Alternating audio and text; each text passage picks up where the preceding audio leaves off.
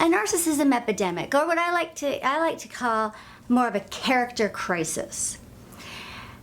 Why would that happen? How can that happen? Well, and is it happening? I think it is. I think it is happening, and here's why. First place I found was a place called Love Fraud. I couldn't believe it. I couldn't believe it when I read that. I was like, it's uncanny how predictable this all is. I wasn't so unique at all. I'm sure all of you have had that experience of just going, no way, all these things are just so odd to us, so completely, totally odd to us, are happening. They were predictable. And so that's a good thing. What happened to me was disturbing on so many levels because there were so many people involved. Some of the things that happened to me told me, first of all, that sexism was alive and well. Hospital with chest pain, not getting any attention.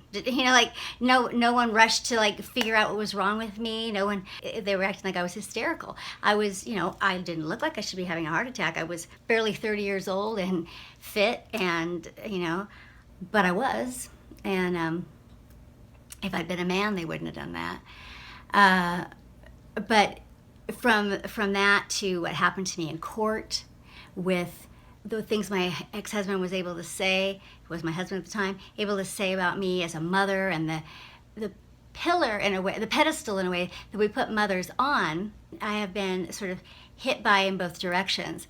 The one direction is that no one can believe really, or no one would naturally assume, or no one ever has said to me anything to the effect that my parents don't love me, but they don't. That my mother could have been so abusive, but she was. And then on the other hand, as a mother myself, I was just expected to be so perfect, and it was so easy for my husband at the time, to get the court to turn on me, and my expectations as a mother were so much higher than his were as a father. And, so he was just a liar, bold-faced liar, lying about me left and right. And one of the reasons that I really wanted to join the discussion right now, too, is that I felt like I could be sort of this token person that everyone could hold up and say, my situation was bad, but it wasn't that bad. If she made it back, I know I can. Because I tell you what happened to me, and the place that I was and where I fell to, and the speed and what I lost was way beyond my worst nightmares. I mean, I passed my worst nightmares on the way down. Went, oh, there's my worst nightmares. I mean, I could never have even thought of what happened to me. It was so far beyond my frame of reference for me even to consider what happened. And that's part of what happens if you're an empathic person, or even just a normal person. Your mind doesn't think like this. You don't think in these terms. You don't think that anyone is capable of this kind of stuff. Doing this to a daughter, or to a wife, the mother of your children, a person who's trusted you with her life for 10 years, given you everything. I could fathom, maybe it didn't work out. Maybe he wants to get a divorce. But I never fathomed that he would hate me, that he just hated me. The big thing for me was that I was so driven by love. Love was the most important thing to me. All I wanted was to love and be loved. That was what I cared about. And so I had a blind spot. I couldn't accept that I was unloved by these people. So that made me very, very vulnerable.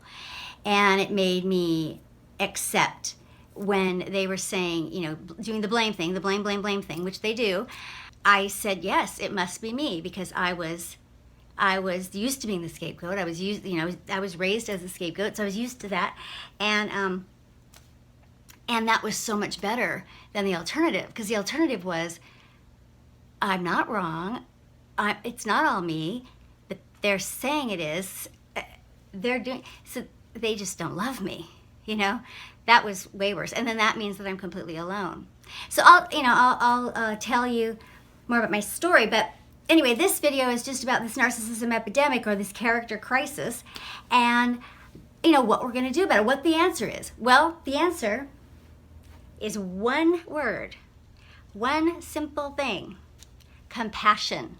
Compassion is the antidote to all of this, the narcissism, and everything that they have done to you, to your children. The answer is compassion, and you rising above it all, and you being an example for everyone in your community, and certainly for your kids, because it has to stop so it doesn't spread. It's up to you to keep it from spreading. So to all my fellow empaths out there, we have a big responsibility. We're all meeting here for a reason, and the reason is that it's up to us to stop the epidemic. We are the antidote. We are the antidote. Thank you.